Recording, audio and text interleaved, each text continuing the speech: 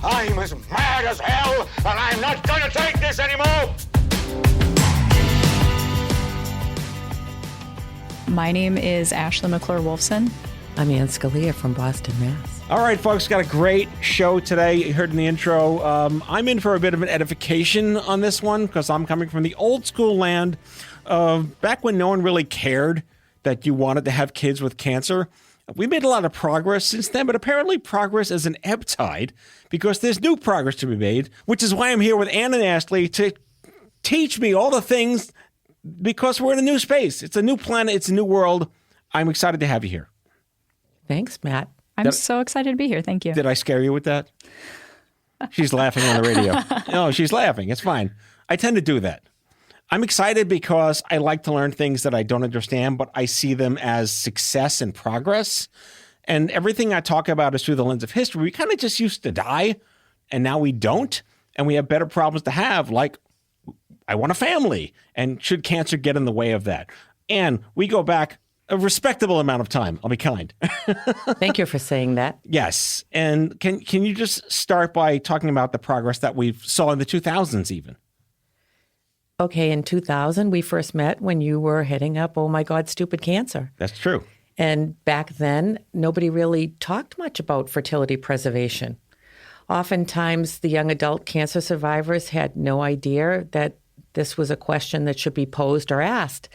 ASCO came out in 2006 with guidelines to have physicians bring up this conversation and ask the question, are you interested in having a family or having children? So at least patients or people would have an option if they were faced with the diagnosis of cancer to go forward with fertility preservation so that they had at least the opportunity of that or the choice to make. Yeah, all I remember from those days is, why didn't they ask me these questions? If only they knew to ask me these questions, and how hard it was to even just get into the mindset of best practices because it wasn't covered. They weren't obligated to tell you about it, right? No. I think some of it was just a lack of awareness. A cancer physician's job is to save the patient's life. And then as time went on, we realized that a lot of patients, one of their biggest quality of life factors as they go on to regain their life is having children. It's important for those who want it. Everyone has the right and the privilege to be crapped on by their kids, right? Correct. It's a privilege. You've been through it. I'm 13 years out, but I don't miss it. But it was a privilege to have it. And, people want to make the choice. Lots of times patients don't know that they even want kids or need kids. But when you have a diagnosis of cancer, it's kind of a now or nothing kind of moment. And if nothing else, we need to let them know the options that they have and that they have a choice and a voice. Ashley's starting to shatter. She really wants to talk. Before we get you on the mic officially, you have a lot of acronyms after your name. I'd like you to explain them. PharmD, I know PharmD, Dr. Pharmacy, that I know. What is BCACP? Board Certified Ambulatory Care Pharmacist. Well, that sounds interesting and exciting. Well, ambulatory care just means not ambulatory like an ambulance, but more walk-in. So that patient-centered, working one-on-one with the patient, being a part of a multidisciplinary team, things like that. So you're not doing 60 down Fifth Avenue in an ambulance? Right. Okay. And AAHIVP? Yes. So that is a certification through the American Academy of HIV Medicine. So I'm a pharmacist that has a specialty in HIV medication, treatment and medication. Why this field? Why HIV or? Why any field? Why pharmacy? Why this? Why Walgreens? What brought you into this world? I'm truly driven to not just help people, but educate people and help empower people to live their best life in whatever capacity that means for them. And so that's where the synergy with fertility comes into play. So it's helping give the education and the information to patients so that they're empowered to make the decision that's going to work out best for them. What a novel idea. Who'd have thunk that patients should be in charge of their own outcomes? Why fertility specifically for you?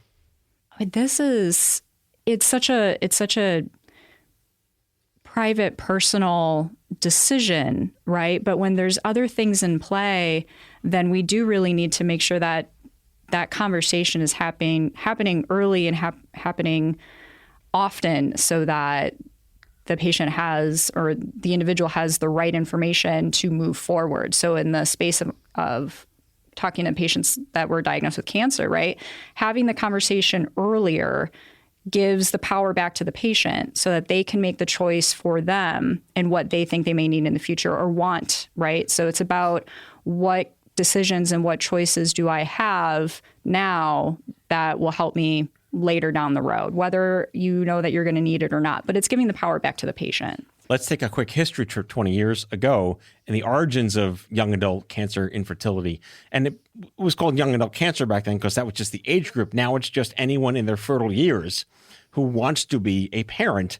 But the origin story of this all comes down to Dr. Teresa Woodruff at the OncoFertility Consortium. We'll put links in the description about that history story.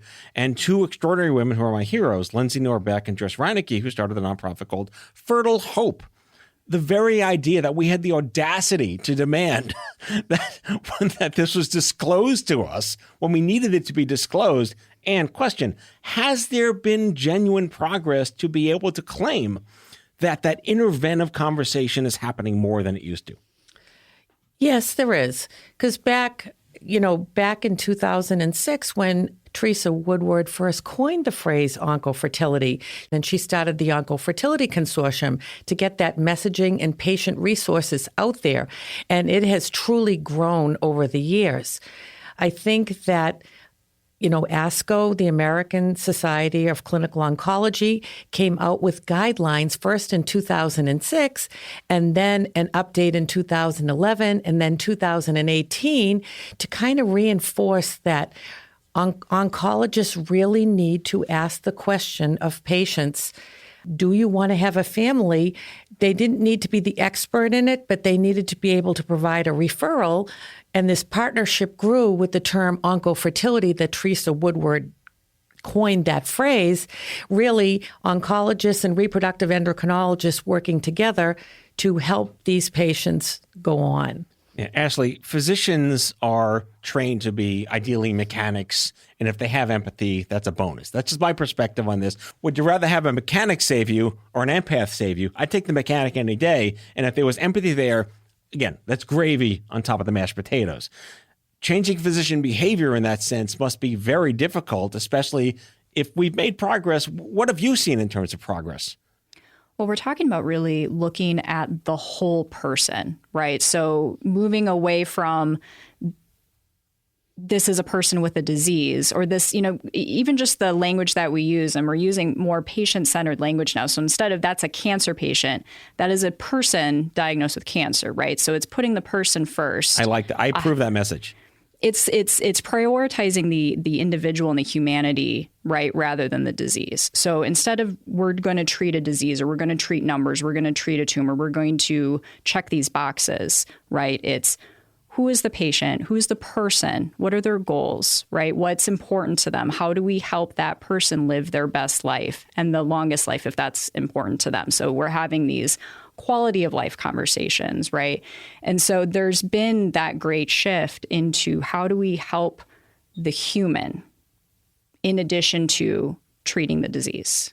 I recall I was at the Livestrong, again, dating ourselves. I was at the Livestrong Summit in 2008, and Lance got on the stage. Lance with an asterisk. And he said, imagine a day when the first question an oncologist asks you is, what's the most important thing to you?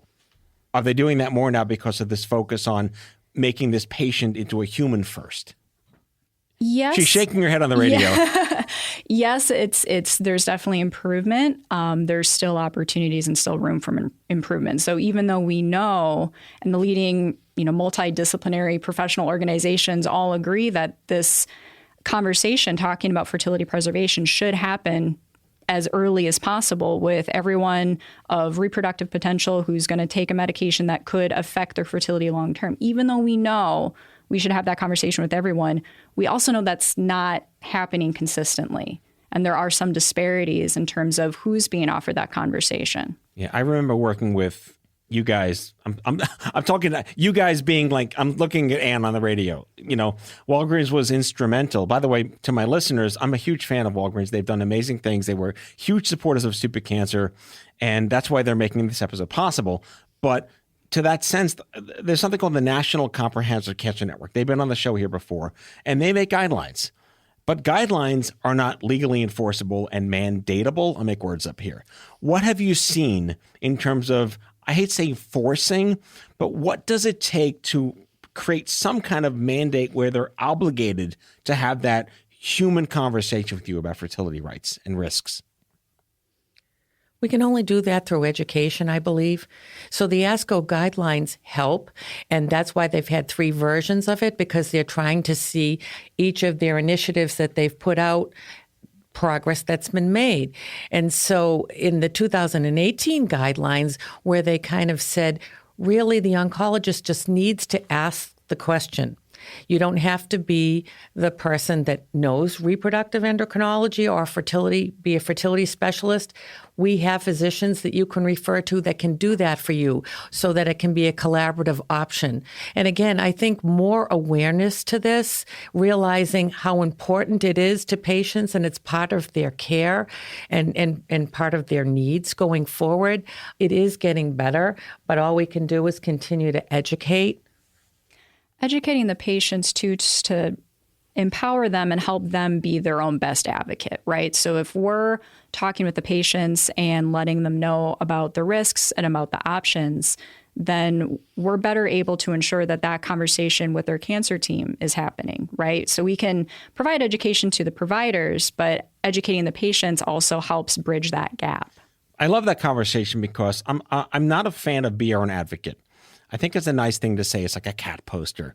Most people don't have what I call congenital chutzpah. They don't walk in saying, I can't wait to be a person with cancer and know I should ask for fertility, whatever. It doesn't happen. You're scared. You're terrified. The last thing on your mind is having a kid. I just would rather not die and worry about me for now than what I need to do later. Even if you ask me, would you like to preserve? I just want to not, I'd like to not die first. What are your thoughts on that? Because you're not expecting to just snap in and say, I demand you talk to me about this. Well, that's why there are specialists and there's fertility counselors and there's people that have that additional training to really just have that conversation with the individual and talk about long-term goals and what fertility preservation means. Is that something that you want to pursue now, or do you want to learn more about it? It's all about just having that conversation. So there's a supplemental human in the room with the doctor, ideally. Ideally, there's a specific fertility specialist counselor, or there's endocrinologists that specialize in this as well that can talk with the patient. So it's another person on the team who focuses just on this. So what are the odds that that care team includes that person, Ann? Well, another part of the care team is the nurses, of which I'm one. And that's one of the reasons, that I went into fertility, to support the patient as an overall whole. And the interdisciplinary team of your oncologist, reproductive endocrinologist, your nurses, your social workers, they all work together to try and help provide the patient what they need, answers to their questions. So are you seeing these patients in practice today, either of you? Well, I'm not in practice in the clinic now, but we do a lot of work on education of that, and it's very much a focus of the reproductive endocrinology population, the whole team, and nurses. Well, oftentimes the nurses spend the most time with the patients giving support, and so they do a lot of that knowledge, give a lot of that. Ann and I are working together on building out our existing education program where the pharmacist talks or a clinician talks with a patient who's going to be starting on a new medication, maybe got recently diagnosed. And we're working into that existing education program. How do we introduce this conversation? Because we don't know at that point, has the fertility risks been explained to the patient at this point, right? So we're working into that to screen the patient and see who may be at risk. And have they had that conversation with a fertility counselor, and then guiding them to a organization that we've partnered with called KindBody that you can find in Find Care on our app, to just jumpstart that conversation in case it hasn't already happened. All right, before we go to break, one last, not really like a heat check conversation, but again, in the old days, and it might be still true today, you have cancer. Let's say it's an acute cancer. Do you have time to even have the conversations and take the time required? I mean, obviously for the sperm world, it's a lot easier. It took me like, whatever, 15 minutes, not awkward conversation. My mom drove me, not awkward when you're 21. But at the same time, when it's, help me with this one. Taking a break. Uterus driven, like what's the best, give me the language to say with this. It's easier for men, but I don't want to say it that way. What's the best way to say this? Well, as far as sperm banking, that procedure is easier for men. Women, it's a little bit more involved. Are you asking from are we being inclusive of transgender and gender diverse patients, or is it appropriate to say that it's just an easier procedure? I want to say it's a lot easier for men to just go there for 3 hours and leave. And for women, it's much more of a time delay to harvest and the hormones and whatever to make the follicles. Right. What's the best way to ask that question? Or why don't you ask that question? I think it's there's different, freezing of eggs versus freezing of sperm are different procedures, and it requires a different length of time. Because if you look at it, it's not apples to apples. The freezing of sperm, in my case, was an hour. My mom took me to the sperm bank. Not awkward, but I just wanted to disclose that again for my listeners. Versus the freezing of eggs and the harvesting of eggs and the hormones and the follicles and all that stuff. Is that, I would imagine that's still the case today. It takes longer for the embryonic cycle than if you're delaying your care, right? Potentially. Once you have the conversation, a lot of times these cancer care teams can get the patient having that consultation with an endocrinologist or a specialist within like a couple days. So they can get that conversation started, learn what's ahead of them. But really, it's about helping the patient make the choice and the decision that's going to work out best for them. So providing them with, here are your options, here are the risks on every step of the way. And most patients, asked with that question, that's why you need to have a consultation with a reproductive endocrinologist.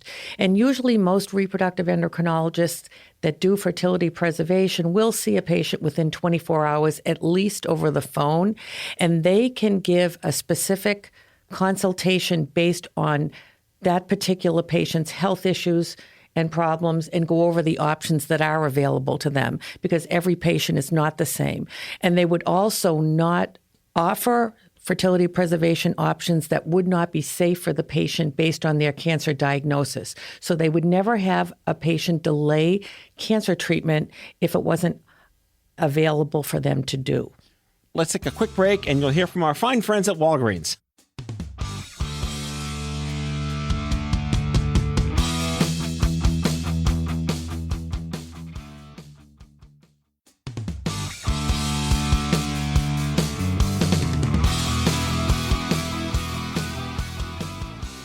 All right, friends, welcome back to the show. We are with Ann Scalia and Ashley McClure-Wolfson. McClure-Wolfson. Oh, so you're a hyphen. Yeah. All right, I'll allow it. I just want to make your life a little harder. Well, all right, fine. Ashley McClure-Wolfson, you're welcome.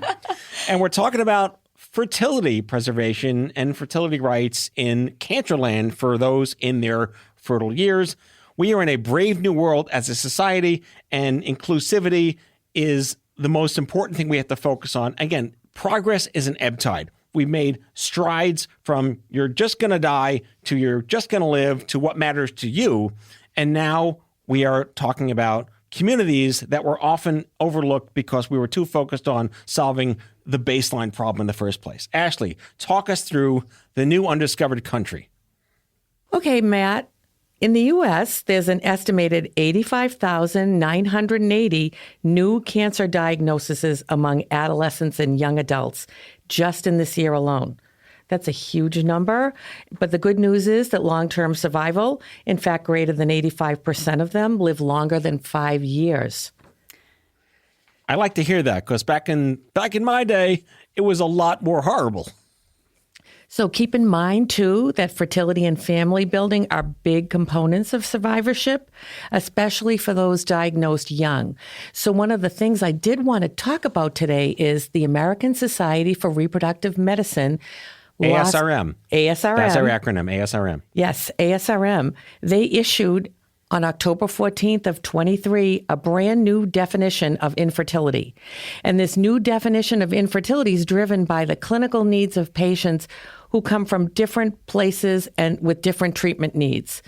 So it obviously, it's basically the inability to achieve a successful pregnancy based on a patient's medical, sexual, and reproductive history, age, physical findings, diagnostic testing, or any combination of these factors. So basically, in patients having regular unprotected intercourse and without any known etiology for either partner suggestive of impaired reproductive ability, the evaluation should be initiated at 12 months when the female partner is under 35 years of age, or at 6 months when the female partner is greater than 35 years of age or older. So that part that I just said was the original definition, but keeping in mind the need for medical intervention, including but not limited the use of donor gametes or donor embryos in order to achieve a successful pregnancy, either as an individual or a partner. So basically, they've broadened the eligibility pool. And why is this important for fertility equality? But it's important to hear the whole definition of how they expanded it, where before it was just an age, if a female had been trying for 6 months or not based on age. And now they've made it much more inclusive. I don't think I could overstate how excited I am about this new definition, because it potentially opens up so many doors. We know that there's a lot of barriers to getting fertility services, right? And one was the old definition of infertility. So we're kind of getting maybe a little outside the cancer space, but what would happen before is someone would need fertility services but not fit the definition, the old definition of fertility. And so they wouldn't be able to access insurance benefits, assuming they even had insurance benefits that covered it, right? We know that this is costly. We know that it's hard to pay for this. And so we do rely on our insurance benefits for it. But it can take a lot of hoops to unlock it. So if you have a same-sex couple who might be trying to use those fertility benefits, but the fertility definition says, well, you haven't been trying long enough, they can keep trying, right? It's not going to happen. And so that's where having this broader, more inclusive definition can really help unlock doors for a lot of people. What's been the reception to this? Besides you just saying you love it. The same thing. People are very happy that the definition has now become more inclusive, because they're hoping now that this will lead to better coverage. Like, for example, I live in Massachusetts. It has can't tell.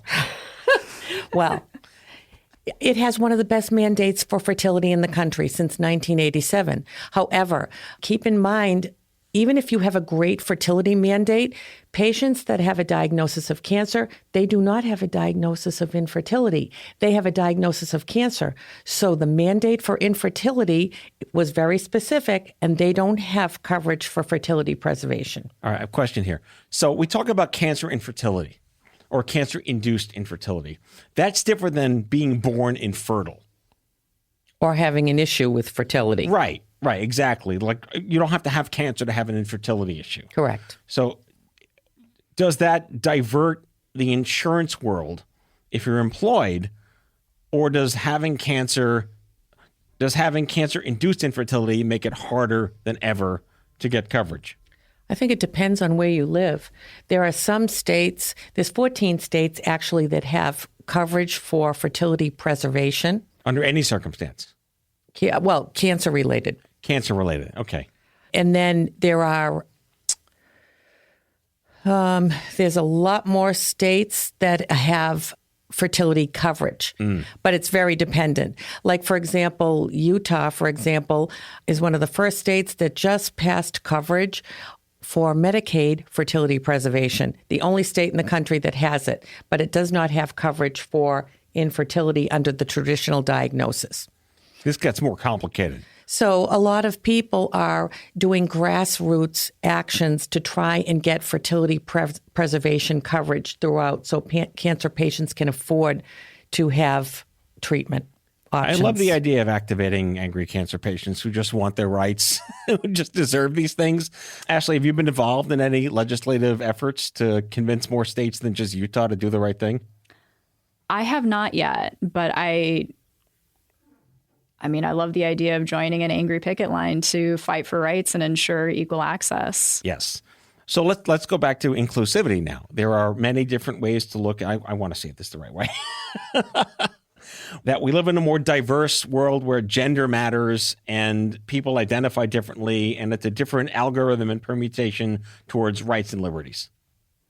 I think it's really exciting that we're now in a world where we're talking more about people that were historically underrepresented or historically marginalized. We're talking more about the needs and lived experiences within, different racial and ethnic groups, within gender diversity, within so many different aspects of life. And I think that's part of why this new ASRM definition is really exciting, because it is really, it's expanding the table to allow more people to sit at it, right? It's allowing more people to fall within this umbrella of infertility so that more people can be a part of the discussion with their providers. Right. And this is good social change, but I'm sure that makes people very scared and confused. And what do we do now? Does it make it more complicated for adoption and appreciation in the medical world? I think that my guess is that this would make it easier, right? So by allowing more people to share their voices, by bringing more people to the table, by having more conversations, we're getting more understanding of different lived experiences. So one of many barriers to LGBTQ plus persons being able to access fertility coverage was the old definition of infertility, but it was also this misconception that, this group of people isn't interested. They're not interested in family building. They're not interested in fertility or fertility preservation. That's not for them, right? So that misconception led to providers and clinicians not having the experience and the comfort level to even start the conversation with them. Wait, so it was just this paternalistic presumptions that they just don't want this? Right. So when you have a group that is so othered, we don't even view them as having the same wants and needs as every other human being, right? So once we start allowing them to have a platform and a voice, when we start actually doing the research to learn more about their perspectives and their wants, hopes, and dreams, we're realizing that we as human beings are all pretty much the same, right? So now we have studies to show yes, people that are LGBTQ plus are interested in family building. They are interested in fertility. Who knew? Right. It's one of those duh moments. Yeah. But now that we have the studies and we have it on paper, now there's really no excuse for it to not happen. Well, look, everyone has the right to be pooped on. Exactly. That's the name of the show. Everyone has a right to be pooped on. So, Ann, talk to me more about what you guys are doing internally and externally, publicly, to work on this inclusion and equity issue in fertility. What's Walgreens doing to address this and make it more equitable? All right. Well, we have a lot of supportive resources on walgreens.com/fertility, which we will list later on in the podcast notes. In the show notes, yeah. And we also have a few programs for patients that are going through fertility. We have some that defray the cost of medications going forward. Well, that's important. One of them is the Heartbeat program. It's a collaborative effort with Ferring Pharmaceuticals where patients can get select fertility medications at no cost. And we have done this program since 2012. Ashley, what's most important to you to wrap up with? One organization that I just absolutely adore is Family Equality. And so one of the things that we know is that there's a lot of misinformation or just lack of training within healthcare. So LGBTQ plus persons have been historically, either actively discriminated against or just marginalized within the healthcare system. And a lot of that's due to just lack of knowledge and comfort among the providers. There's not a lot of education in our medical teachings about how to provide the best care to this patient population. And so there's knowledge gaps within healthcare. Family Equality's created training docs for pharmacies and providers in this space to better provide compassionate care, equitable care, and more empathic communication. So we're being more... Wait, empathy? Say that again? What was empathy? Yeah. Wow. Yeah. Using empathy in medical communications? Isn't that wild? Wait, I need a drink. Hang on. No, go on. So we've partnered with Family Equality to provide this really, truly essential training to our fertility specialized pharmacies so that those pharmacies, the pharmacists and the technicians, are empowered to maintain an inclusive and compassionate environment for the patients and communities that we serve. All right, I'll leave with you. Closing thoughts. Tell me how to wrap up the show. What are the most important things to wrap up with? I mean, this is a really exciting time to be in the fertility space. There's a lot of really exciting things happening with... Well, let me ask the question. Yeah. All right. So I have a ton of listeners. Some of them have been screwed by cancer, some not, but everyone knows someone screwed by cancer. Help them understand what they can do today, what they need to learn about. Again, like not everyone has congenital chutzpah, but angry patients want to help patients go through less crap than they did.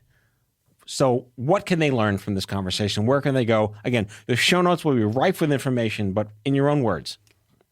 I think one of the most empowering things is knowing that you have options, knowing that there are choices, knowing that there are ways for you to have control over this aspect, right? A lot of cancer treatment and survivorship feels like things happening to you, right? Feels like it's not within your control. This is one aspect where the power can be within the patient, within the individual to make decisions and decide what's going to be best for them moving forward. It's a really exciting time in the fertility space right now. What is the most important thing to you, patient? Again, a novel idea to ask them. And your thoughts. Again, we've been through the ringer for a very long time now. This is progress. Yes, it is. And, you know, what's important is survivorship is everything for patients, something to get through. And having a dream of having a family after you get through your treatment means that you're going to reclaim your life and hopefully go on to have that family that you wanted before your diagnosis of cancer. Again, this is a near and dear conversation to me. I had no idea I'd ever be a dad. They said you'll never be a dad. You'll never have sperm. They're all gone. Goodbye. That was it. And here we are. And I can attest, it's great to be pooped on when you can have kids. So Ashley McClure-Wolfson, PharmD, BCACP, AAHIV. I had to do it. Manager of Clinical Program Development at Walgreens, and Ann Scalia, the Director of Clinical Education at Alliance RX Walgreens Pharmacy. Thank you. Thank you.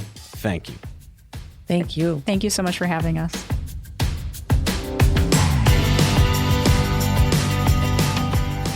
Out of Patience with Matthew Zachary is a production of Matthew Zachary Worldwide.